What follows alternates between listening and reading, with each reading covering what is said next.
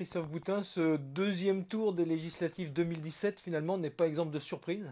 Non, effectivement. On nous avait annoncé un tsunami, on nous avait annoncé une victoire écrasante et totale. Les candidats de la République En Marche étaient premiers presque partout. Et on voit finalement, effectivement, une vague, c'est certain. On voit 60% d'élus sur la Normandie de République En Marche, mais on voit aussi qu'il y a eu, à droite comme à gauche plutôt en Seine-Maritime, à droite plutôt dans l'Orne par exemple, qu'il y a eu un sursaut véritablement pour permettre une diversité, permettre de répartir un petit peu mieux quand même cette future Assemblée nationale.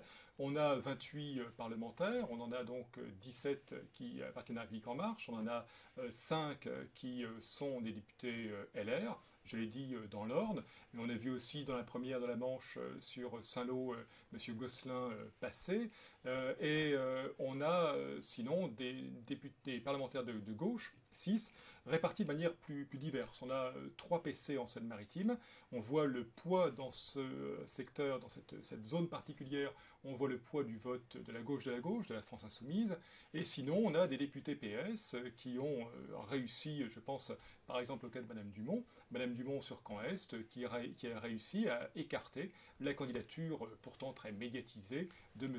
Alphen pour la République En Marche. Qu'est-ce qui a joué? Une sorte de réflexe de rééquilibrage de la part des électeurs? Un réflexe de rééquilibrage, l'attachement à un parlementaire, je pense à Mme Louvagie, je pense à M. Gosselin, un parlementaire connu dont on savait qu'il était clairement enraciné sur son terrain, qu'il a fait un travail de profondeur, ou même pour des nouveaux, des primo-arrivants, si je puis dire, comme M. Nury, qui était déjà très implanté.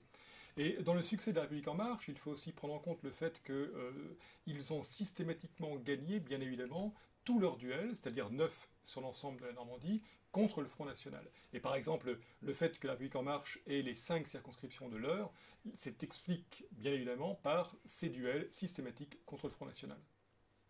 Très bien. Merci beaucoup. C'était le dernier acte. C'est bon, c'était... Bon, je vais